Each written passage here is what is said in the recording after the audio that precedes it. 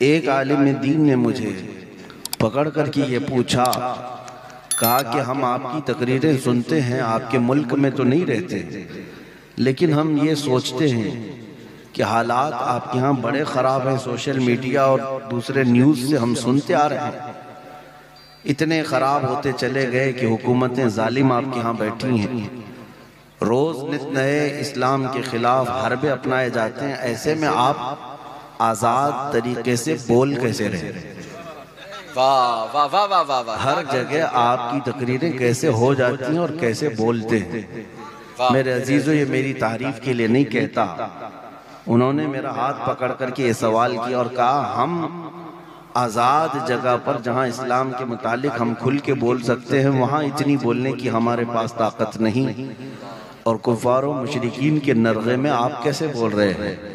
तब मैं बगदाद में था, उनसे यही अर्ज किया, मौलाना साहब आपको मालूम होना चाहिए, क्या दबे जिस पे हिमायत का हो पंजा से, जिंदाबाद। बल्कि यूं कहता हूं मैं, क्यों दबे, क्यों दबे जिस पे हिमायत का हो पंजा तेरा, शेर को खतरे में लाता नहीं कुत्ता तेरा।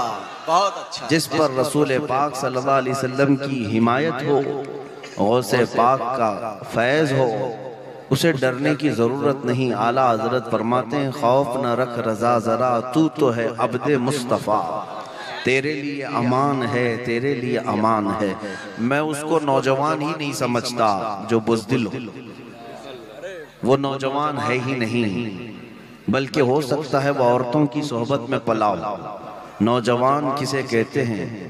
तारीख़ में नौजवान का जो लफ्ज़ है वो अरबी में उसको फ़ता कहते हैं, फ़ता कहते हैं। और फ़ारसी और अरबी की मिक्सिंग के साथ शायर ने बहुत खूब कहा, असल नौजवान कौन है? शाह मर्दां शेर यज़दां क़ुव्वते परवरदिगार, ला फ़ता इल्ला अली ला सैफ़ इल्ला ज़ुल्फ़िक़ार। ला फ़ता इल्ला अली का मतलब है कोई जवान नहीं सिवाय हैदर कर्रार के, और जो उनके नक्शे कदम पर हो वो जवान कहलाने के हक रखता है, नौजवान कहलाने का हक रखता है। बहुत सारे नौजवान ये समझते हैं मुक्के दिखाने का नाम जवानी है, बॉडी बनाने का नाम जवानी है, गुटखे खाकर लोगों पर थूकने का नाम जवानी है, अपने पैसों से लोगों पर रौब डालने का नाम जवानी है। ये सब जवानी नहीं, ये सब अय्याशियां हैं। असल जवानी आपको मैं बताऊं, सैयदना खालिद बिन वलीद रदी अल्लाह ताला 125 जंगें लड़ी हैं 9 साल में। कितनी? 125 जंगें, और किसी जंग में शिकस्त नहीं खाई। और खालिद बिन वलीद रसूलुल्लाह के वो सहाबी जंग में जब खड़े होते थे मैदान में, एक हाथ में तलवार और एक हाथ में ढाल लेते थे। तलवार का वजन 35 किलो और ढाल का वजन 40 किलो।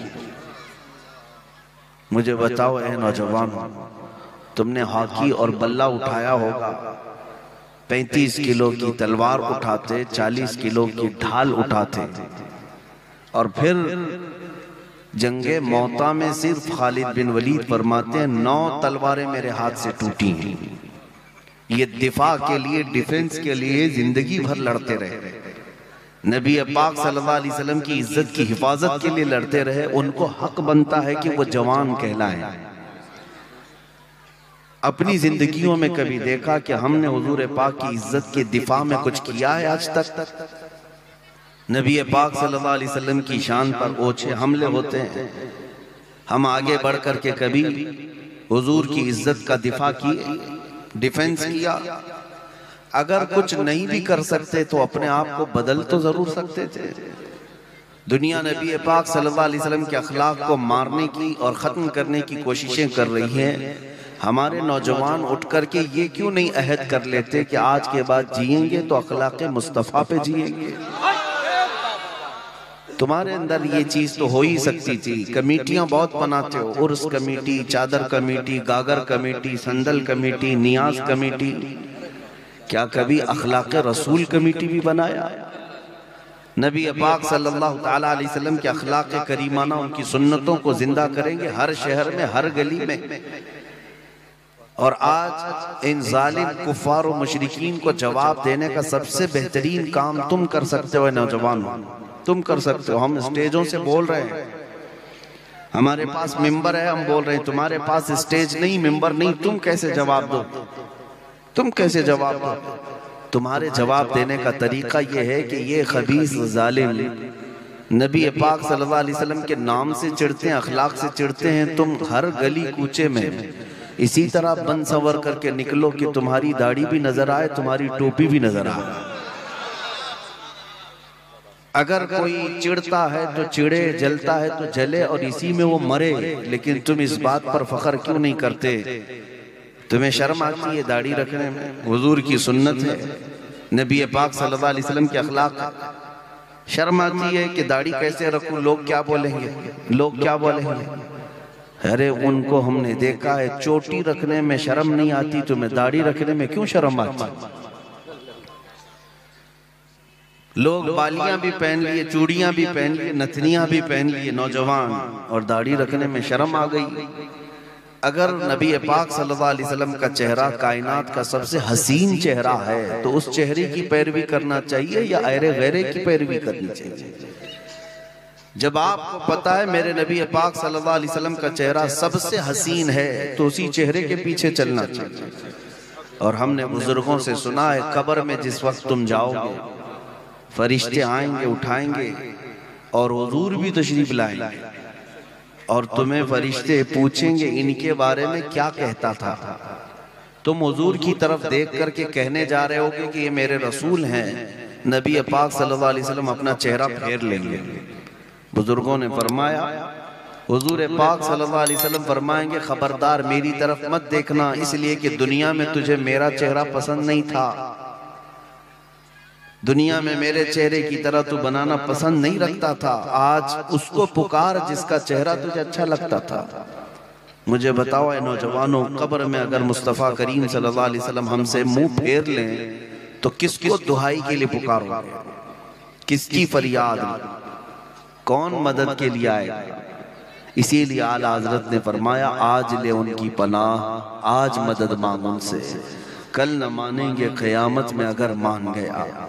जिंदगियां बहुत बीत गई हैं जवानों, अनकरीब मौत की दस्तक आने वाली है।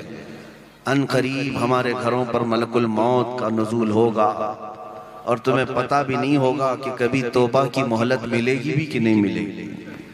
अपने रसूल को राजी करके जाएंगे या नहीं जाएंगे? मुझे एक बात याद आती है, मैं एक जलसे में हाजिर था, क़यामगाह पर बैठा था, एक नौजवान मिलने के लिए आया। सारे मिलने आते हैं, वो बन संवर करके आया था, अच्छी खुशबू लगाया था, सुरमा था, नए कपड़े थे। मुसाफा किया, मैंने पूछा कि बेटा क्या हमेशा इसी कपड़े पहन के रहते हो? तो उसने कहा नहीं हजरत, आज आपसे मिलने के लिए मैं ये सब पहन करके आया, नहा धोकर, सुरमा लगाकर, अत्तर लगाकर आया आपसे मिलने के लिए। उस दिन मुझे एहसास हुआ, मैंने कहा मैं तो एक निकम्मा आदमी हूँ, तुम्हारे दिल में मोहब्बत है इसलिए मुझसे मिलने के लिए तुम अच्छा लिबास पहने, सुरमा भी लगा लिया, अत्तर भी लगा लिया। क्या कभी इस बात का भी एहसास होता है कि कब्र में मुस्तफ़ा से मिलने के लिए जाना है, कुछ तैयारी हुई अब तक? क्योंकि उसका वक्त नहीं दिया जाएगा। अगर अचानक मौत आई तो इसी हाल में तुम्हारा जनाजा ले जाया जाएगा और नबी पाक सल्लल्लाहु ताला अलैहि वसल्लम से तुम्हारी मुलाकात होगी। तो कभी सोचा कि मेरे पास तैयारी क्या है? अगर अचानक हुजूर से मुलाकात हुई, चेहरा दिखा सकूंगा कि नहीं? मैं किस हालत से आया हूं? इसीलिए मेरे अजीजों, हर दिन इस आस के साथ जियो कि अगर मौत आएगी तो हुजूर से मिलना है और मैं तैयारी में बैठा हूं, मैं तैयारी में हूं। आपको पता है अल्लाह वाले यही सोचा करते थे। आज हजरत मुहद्दिस सूरती रहमतुल्लाह ताला अलैह का यौम विसाल भी है। मुहद्दिस सूरती वसी अहमद मुहद्दिस सूरती रहमतुल्लाह अलैह, इनके मुतालिक पढ़ा, जिंदगी भर इल्म हदीस का दर्स देते रहे। उनकी ख्वाहिश यही थी कि जब दुनिया से जाने का वक्त आए तो मैं इल्म हदीस में रहूं, हदीस पढ़ाता रहूं या हदीस सुनता रहूं, इस हाल में मैं हुजूर से मुलाकात करूं। पीलीभीत शरीफ में मज़ार है। तारीख निगारों ने लिखा जब आपकी मौत आई, जब आपकी वफात हुई तो लोगों ने देखा हुजरे में हज़रत वसी अहमद सूरती मुहद्दिस सूरती रहमतुल्लाह ताला अलैह लेटे हुए थे और उनके सीने पर मिशकात शरीफ रखी हुई थी। मुताला करते रहे, पढ़ते रहे, इसी हालत में किताब सीने पर रह गई, इंतकाल हो गया। वो कितनी अच्छी मौत है कि रसूल पाक से मुलाकात भी इस हाल में किया कि हदीस ही पढ़ रहे थे। कभी आप सोचते हैं कि हमारी मौत आएगी तो इस हाल में तो ना आए कि हुजूर से मिलने जैसी हालत ही ना रहो। मुझे एक बात याद आती है, नौजवान, शब बरात शाबान की 15वीं को हम मस्जिद में थे, नमाज पढ़ा रहे थे, रात का वक्त था, इबादत कर रहे थे, सारी मस्जिद भरी हुई थी। उस रात को अक्सर नौजवान बाइक राइडिंग करते हैं, उछल कूद करते हैं, पटाखे उड़ाते हैं। उनको ऐसा लगता है कि ये रात ऐश करने की रात है, जबकि वो तो बख्शिश मांगने की रात है। एक हादसा हुआ था हमारे साथ। दो नौजवान बाइक राइडिंग करते हुए हाईवे पर चल रहे थे, एक बहुत बड़े ट्रक के नीचे आ गए। 17-18 साल की उम्र थी। बाइक से ऐसा टकराया कि भेजा बाहर आ गया। जगह पर ही उनकी मौत हो गई। शब बरात यानी 15वीं शाबान। सोचते होंगे अच्छे वक्त में गई है, जान अच्छे वक्त में गई है, लेकिन मुझे अफसोस इस बात का होता है कि वो जो नौजवान बाइक राइडिंग करते हुए, उछल कूद करते हुए तो मरे, लेकिन जानते हैं, मैं ये जब भी वाकया याद करता हूँ तो रोंगटे खड़े होते हैं। वो दोनों नौजवान बच्चों की लाशें जब घर पर लाई गई थी तो दोनों के मुंह से शराब की बदबू आ रही थी। बड़ी रात है, पूरी दुनिया इबादत कर रही है, अल्लाह से बख्शिश मांग रही है, और कुछ वो हैं जो दुनिया की अय्याशी में उड़ते उड़ते चले गए इस हाल में कि नशा के आलम में दुनिया से गए। और ये भी फरमाया गया जो जिस हालत में मरा क़यामत के दिन उसे उसी हालत में उठाया जाएगा। उसी नशे के आलम में वो उस दिन भी उठेंगे और कब्र में क्या मेरे मुस्तफ़ा को मुंह दिखाएंगे। इसीलिए मेरे अजीजों, गुनाहों की जिंदगी अच्छी नहीं, बुल हवस सुन सेमो ज़र की बंदगी अच्छी नहीं। मुर्शिद गिरामी हुजूर ताजुश शरिया फरमाते हैं, बुल हवस सुन सीमो ज़र की बंदगी अच्छी नहीं, उनके दर की भीख अच्छी, सरवरी अच्छी नहीं। आओ मुस्तफ़ा करीम सल्लल्लाहु तआला अलैहि वसल्लम के दरबार में वफादारी करो। जिन नौजवानों ने अपनी जवानी मेरे मुस्तफ़ा के कदमों में लगा दी, वो आज तक मिटाए नहीं गए, हर एक के दिल पर आज तक वो राज करते हैं। आपने हज़रत सुल्तान सैयद सालार मसूद गाजी रहमतुल्लाह अलैह का नाम सुना? बहराइच शरीफ के सैयद सालार मसूद गाजी, उनका मकाम हिंदुस्तान में सुल्तानुल औलिया का है। आला हजरत लिखते हैं कि अगर कोई बहराइच शरीफ सैयद सालार मसूद गाजी रहमतुल्लाह अलैह के मज़ार की जियारत के लिए जाए तो कम से कम 1 घंटा वहाँ खड़ा रहे। क्यों? फरमाते हैं कि हर 50 मिनट पर वहाँ हजरत खिदर अलैहिस्सलाम हाजिर होते हैं। किसके यहाँ? हजरत सालार मसूद गाजी। मैं ये क्यों बता रहा हूँ, तवज्जो से सुनो। सरकार गरीब नवाज रदी अल्लाह ताला अन्हु से भी पहले के हैं और शहीद हैं। इतना बड़ा मकाम है कि उनको हिंदुस्तान में सुल्तानुल औलिया का लक़ब दिया गया, औलिया का बादशाह हिंदुस्तान में। लेकिन आपको ये सुन करके हैरत होनी चाहिए कि सालार मसूद गाजी का इंतकाल 19 साल की उम्र में हुआ। सिर्फ 19 साल की उम्र में इतना बड़ा मकाम पा गए। इसीलिए मैं कहता हूँ, जवान हो तो ऐसा जवान हो जिसमें 19 साल की उम्र में जिसने पूरे औलिया पर भी फौकियत हासिल कर ली। क्यों? जिसने अपने जान की बाजी मेरे मुस्तफ़ा के लिए लगा दी, मौला ताला उस निस्बत के सदक़े उसे आसमान तक पहुंचाता है। ये असल जवान है। हज़रत मुजद्दिद अल-फैसानी अहमद फारूकी सरहिंदी जवान थे, 26 साल के या 28 साल के, जब अकबर बादशाह एक नया दीन लाया हिंदुस्तान में, कहा कि एक नया दीन चलेगा, दीन इलाही नाम से, और उसके मुकाबिल में कौन खड़ा हुआ? यही 26-27 साल के जवान मुजद्दिद अल्फसानी।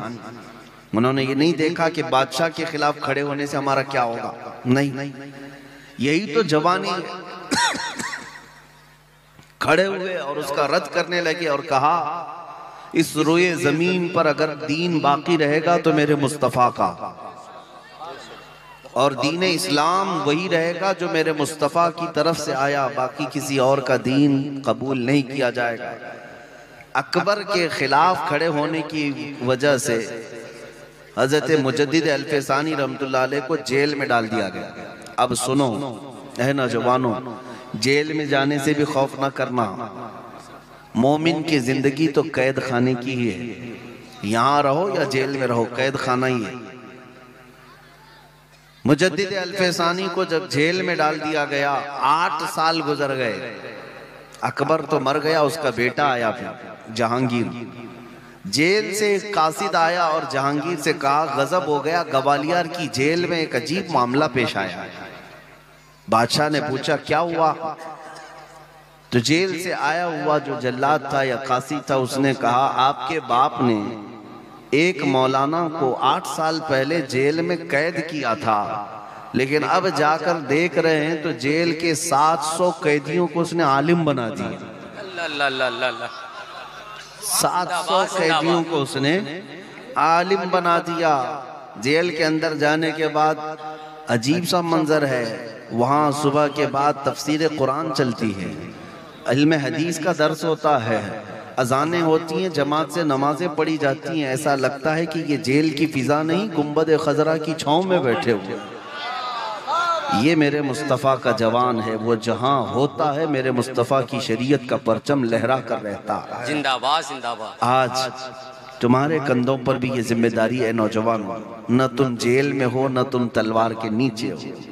इमाम अहमद बिन हम्बल कोड़े खाते रहे, मेरे मुस्तफ़ा की शरीयत की हिफाजत करते रहे। इमाम हुसैन शहीद करबला अपनी गर्दन तलवार के नीचे रखे, अपने बच्चों को ज़बा होते हुए देख लिया, फिर भी शरीयत मुस्तफ़ा की पासदारी करते रहे, हमेशा अपने दीन की हिफाजत में लगे रहे। हज़रत शेख अबू बकर नाबुलसी, ये फिलिस्तीन के रहने वाले बहुत बड़े आलिम दीन, जिनको वक्त के खलीफा ने सीने से लेकर के नीचे तक की चमड़ी निकाल दी थी, पूरी चमड़ी छील दिया गया था, जिंदा रख कर के चमड़ी निकाली गई थी कसाब के हाथ से। पूरी चमड़ी निकालने के बाद भी शेख अबू बकर नाबुलसी मुस्कुराते रहे और कहा